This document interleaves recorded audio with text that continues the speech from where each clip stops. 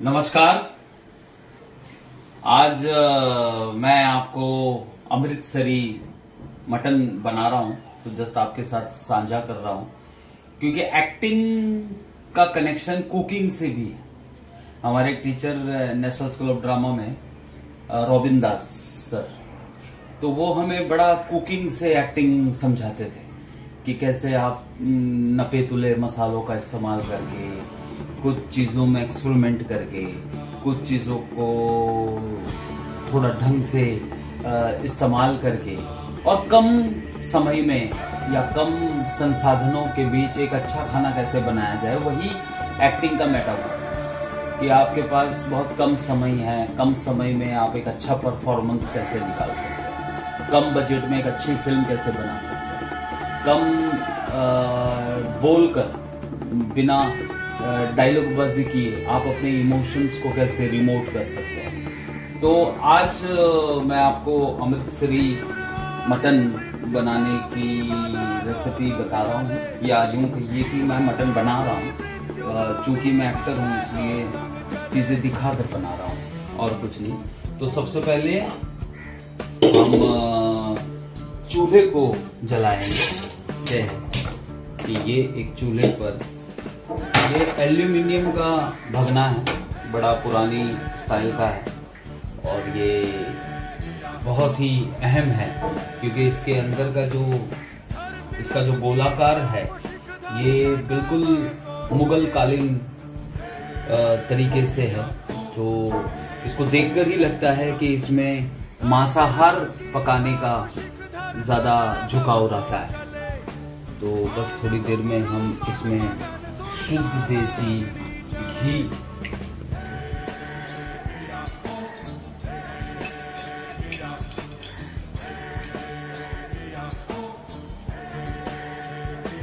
शुद्ध देसी घी जो कभी जलकर खत्म नहीं होता है। ये घी आपको बाद में समझ में आएगा कि घी एज इट इज है, घी कहीं गया ही नहीं, घी अपने आप में ही रहेगा। तो ये इसका बड़प्पन है। तो घी गर्म हो चुका है। इस घी के अंदर हम कुछ खड़े मसाले डालेंगे। खड़े मसाले, इनमें इलायची, लौंग, जीरा, तेजपत्ता, दालचीनी, ये सभी मौजूद है। तो ताकि ये बराबर भून जाए और भूनने के बाद मटन को बांधने का और साधने का काम करने वाला है ये मसाला।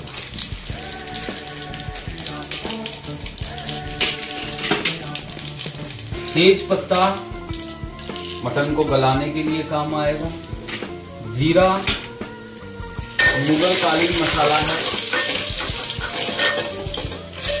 अफगानिस्तान से जब खिलजी आए थे साथ में जीरा और बारूद लेकर आए। अब इसमें हम प्याज डाल देंगे।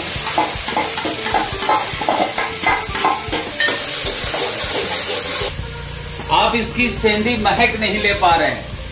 इस महक का खेल है भाई। जैसे अभिनय में एक एक्सेंट होता है, एक डायलेक्ट होता है, एक फ्लेवर होता है। इस तरह के खाने बनाने में, इस तरह के व्यंजन बनाने में आप कई चीजों को उलट पुलट कर देते हैं कि भाई घी में प्याज कैसे डले, क्यों नहीं डलेगा। वो तमाम तरह के तेल जो आपके शरीर में लगाए भी जाते हैं और खाए भी जाते हैं, वो हमेशा पौष्टिक होते हैं। जैसे कि सरसों का तेल, उसी तरीके से घी इतना ही पौष्टिक है। तो इसमें बना हुआ खाना भी उतना ही पौष्टिक होगा। जरा सा नमक हम डालेंगे इसमें, पानी छोड़ दे। खड़े मसालों में पक रहा है आज का मटन। अब इसको, जैसे मैं आपको बताऊं कि एक्टिंग में हार्डवर्क है, ये भी हार्डवर्क है। हमें लगता है कि इसको इसमें डाल दो, इसमें डाल दो, इसको ढक्कन बंद कर दो, कुकर में सीटी बजा दो, तो आपको रिजल्ट भी वैसा ही मिलेगा। जैसे एक्टिंग में होता है ना कि हाँ वहां जाकर डायलॉग बोल देंगे, इमोशंस आए तो ठीक, नहीं आए तो ठीक, तो वैसी चीजें इसमें नहीं हो सकती। ये बार बार कड़छी को उसमें हिलाने से उन मसालों में एक रसता पैदा होगी, जिसे हम रस कहते हैं, है ना। अभिनय में 9 इमोशंस है, 9 रसा है, तो खाने में भी वो 9 रस मिलने चाहिए। मसाले भुनने में टाइम लेगा। भुने हुए प्याज में, खड़े मसाले में अब हम डालेंगे अदरक और लहसुन का पेस्ट। जैसा तो नहीं किया है इसे, सब कुछ खड़ा रहना चाहिए ताकि आप निवाले में बोटी के साथ साथ इन खड़े मसालों का भी आनंद लें। बिहार में गौतम बुद्ध से लेकर फर्नेश्वरनाथ रेणु, और फर्नेश्वरनाथ रेणु से लेकर आज के हमारे पंकज त्रिपाठी तक सभी लोग कुकिंग को बहुत ही शिद्दत से लेते हैं। मटन अच्छे से भून चुका है, और अगर आप अभी हमारे भगने में देखेंगे, वहां नजर दौड़ाओ, तो ये मसाला भून चुका है। इसका मतलब है कि मोनोलॉग का या किसी कैरेक्टर का मूड बन चुका है। अब कैरेक्टर में जान डालने वाली चीजें डालनी है। वो मटन भी हो सकता है, वो दाल भी हो सकती है, वो क्या कहते हैं अपना कटहल भी हो सकता है, आलू भी हो सकता है, सोयाबीन भी हो सकता है। तो अब हम डाल रहे हैं जान, जान की कसम, जान। मटन मेहरबान, मटन मेहरबान तो गधा पहलवान। अभिनय का खाने से क्या ताल्लुक? खा खा के अभिनय नहीं होता, खाना बनाने के बाद अभिनय होता।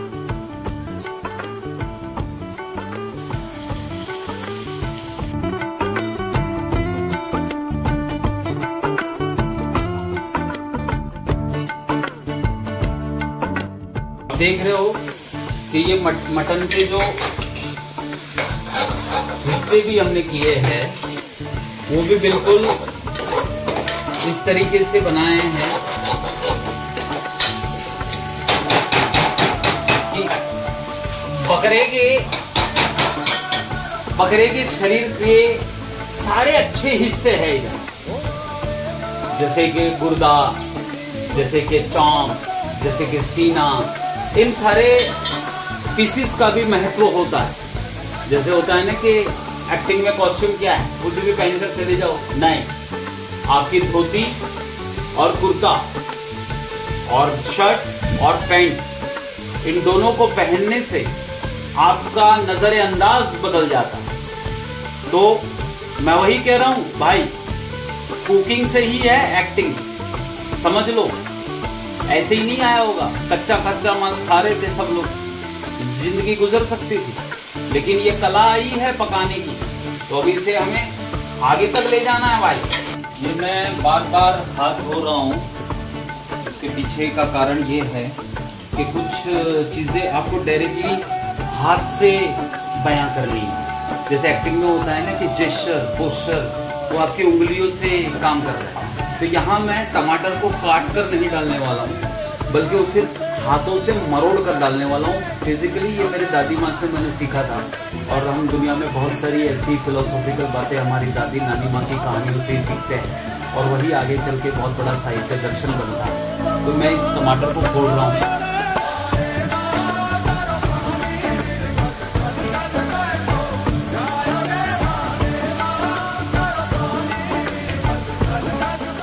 और यहीं पर हम मिर्चियों को भी यूं ही तोड़कर जैसा बने ऐसा डाल सकते। वो एकदम गहरे ताप में है, इसका आंच धीमा नहीं है, इसीलिए धुएंदार हो रहा है, लेकिन साथ में आपकी स्पीड भी बढ़नी चाहिए। ताप बढ़ रहा है तो एनर्जी है, थोड़ा स्मोकी लगेगा आपको। ये जो चिपक रहा है वो चिपकने नहीं देना है। अब टमाटर अपना रंग बिखेरेगा, प्याज 80% अपना रंग बिखेर चुका है, गरम मसाले एक दूसरे को बांधे हुए हैं, और देखिए आप इधर इधर देखिए आप, मटन मानो मुस्कुरा रहा है। मटन को लग रहा है कि इतनी इज्जत मुझे पहले कभी नहीं दी गई। मटन को इज्जत दीजिए आप कुकर में डाल के उसे कारावास में बंद करके और 3 महीने के बाद जैसे कारावास से किसी कैदी को निकालते हैं तो वो कैसा एकदम फोफला सा निकलता है, और आप उसे खुली हवा में पकाएं, निर्वैध होकर पकाएं। तो अभी आप देख रहे हो कि मसाले और तमाम चीजें, थोड़ा थोड़ा घी भी पिघल रहा है, और घी के जो पोषक तत्व है, जो उसके गुण हैं, वो मसालों में जा रहे हैं, मसाले के गुण मटन में जा रहे हैं। अब मैं इसमें पानी डालूंगा, बेशक पानी डाल रहे हैं, लेकिन पानी भाप बनकर जलता भी रहेगा, यही इसका खेल। फिर पानी डालेंगे जब भाप बन जाएगा, लेकिन भाप को न बनने देना आलस्य है। हम लोग धीमा ताप छोड़ दिए कि जलेगा नहीं, तो बार बार रसोई में नहीं आना पड़ेगा। मैं तो कह रहा हूँ कि खड़े पैर ही खाना बनता है। मैं अब कुछ भी काम नहीं कर रहा हूँ सिवाय खाना बनाने का। जब आप एक्टिंग करते हैं तब आप योगा नहीं करते ना। तो एक्टिंग 1 टाइम 1 जॉब वाली चीज है, cooking it's a 1 time 1 job. तो मेटाफर को सुनिए।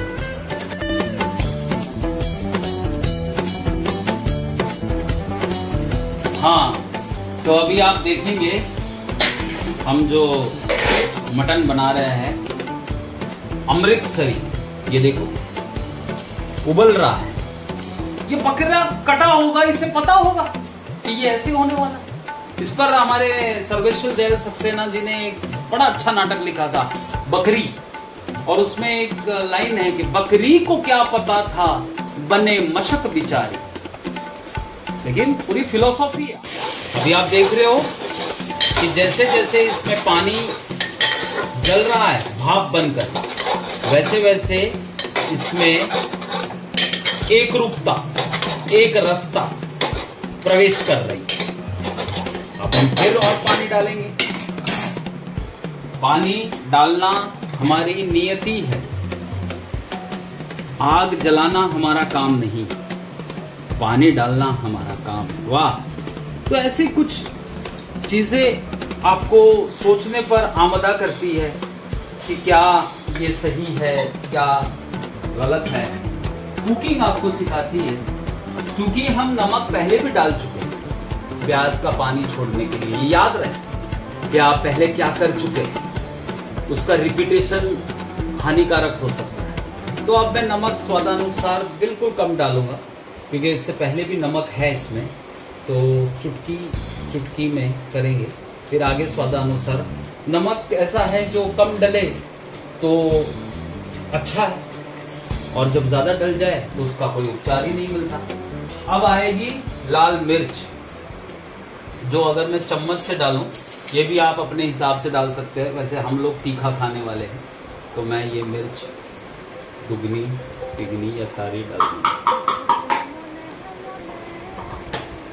थोड़े से जो भी घर में मसाले पड़े हैं, पूछो मत क्या है, डाल दो, क्योंकि कुछ चीजें आपको ऑडियंस पे भी छोड़नी पड़ती है। सब कुछ हम ही नहीं बना सकते, तो कुछ प्रेक्षकों के लिए छोड़ा जाएगा। ये धनिया पाउडर है, बाकी और चीजें हम पहले से इसमें डाल चुके हैं। अब ये कुछ लहसुन बच गया है, तो हम चाहे तो लहसुन को ऐसे ऊपर से डाल देंगे। कि लहसुन का बारे में तो अब क्या बताऊं, गुण ही गुण है। कैंसर से लेकर सर्दी जुकाम तक सारे दुखों का निवारण करता है लहसुन। और ताप हमने नीचा नहीं किया है, तापमान वही है, यानी एक ही ताप में पकड़ा है। समझ रहे हो आप? तो अब इसका मेटाफर ये है कि अब इसे होने दिया जाए। अब ये देखिए, ये एक रास्ता जो है ये लबालब रोटी में आएगी भैया, और रोटी भी कोई ऐसी वैसी नहीं, इसमें चाहिए माँ की रोटी। ऐसे ऐसे ना हो जाए कि तुम 2 रुपए वाली रोटी मंगवा लो माड़ा से। माड़ा वाला नहीं है मामला। देख, उबलने दो उसे। उबलना ही उसकी नियति है, वैसे बकरे की नियति है कट के मरना। ये जो भगना है ना, इससे याद आया मुझे कि हमारे कुबेर नगर में एक सिंधी वो है मटन वाला, चाचा भतीजा के नाम से। वैसे वो बाप बेटा है लेकिन चाचा भतीजा कहते हैं। तो पहले शायद चाचा और भतीजा ने शुरू किया हो मटन बेचना, फिर भतीजा भाग गया, फिर बेटा आ गया, तो फिर उन्होंने चाचा बेटा नहीं किया। अब तो ये बात हुई कि 2 महीने पहले जो चाचा था या जो बाप था वो भी मर गया, अब बेटा खुद बनाता। लेकिन उनके हाथ में ऐसा हुनर है कि 1.5 से 2 घंटे में 18 किलो मटन बेच के और वो चले जाते। तो ये क्यों? वो शिद्दत, वो ब्रांड, वो काम के प्रति वफादारी। ऐसा ना हो जाए कि बाप मर गया तो बेटे ने अब मसाले में उलटफेर कर दिया, टमाटर महंगा हो गया तो टमाटर नहीं डाला। सिंधी बच्चा है भाव, और वो इससे 10 गुना बड़ा भगना होता है वहां पर, और उसमें से आप जो बोटी बोलेंगे ना वही बोटी वो निकाल के देता है। यानी इसको कहते हैं अनुभव। जैसे गौतम बुद्ध ने कहा था कि चरवती चरवती, चलते चलते जो ज्ञान और अनुभव प्राप्त होता है वो हमेशा अडिग होता है। तो उनका वो अनुभव था कि वो इस तरीके से अगर वो कड़छा डाल रहे हैं भगने में और आप बोलेंगे कि गुर्दा, तो यूं करोगे तो गुर्दा ही निकलेगा। ऐसा हुनर, जबकि हमारे पास नहीं है ये हुनर। हमारे लिए तो यही है कि बस ये उस तरीके से पक जाए। अब आप देख रहे हो कि एकदम रबड़ा, एक रस, लबालब, जो कह लो, जो भी हमारे बिहार के लोग हैं, उत्तर प्रदेश के लोग हैं, उन्हें ये बकायदा चंपारण के गोश्त की याद दिला रहा होगा। चंपारण और अमृतसर के बीच में सरसों के तेल और घी जितना अंतर है। अब ये जो बुड़बुड़ हो रहा है, या आप इसमें से एक आध बोटी देखकर भी चेक कर सकते हैं कि ये कैसा हुआ है। अभी आप इसे थोड़ा और पानी डालकर बेशक आप धीमी ताप पर इसे छोड़ दें ताकि घी अपना काम करेगा।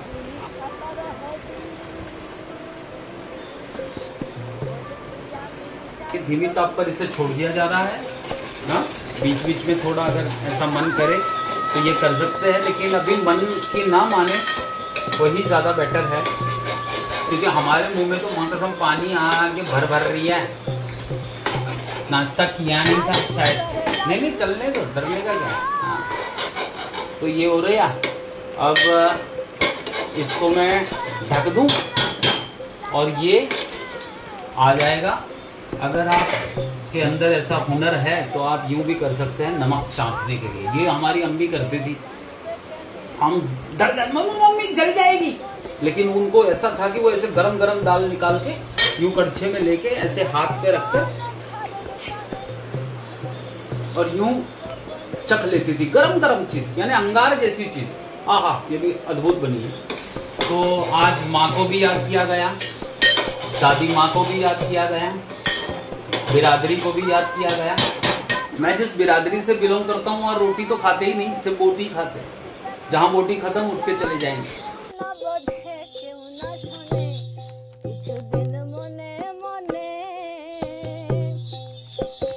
तो लग रहा होगा कि मैं कितनी देर के बाद आया हूं, तो मैं इसे कहूंगा ये मैंने लिया है पॉज। और ये पॉज की बदौलत इसमें आया है रंग।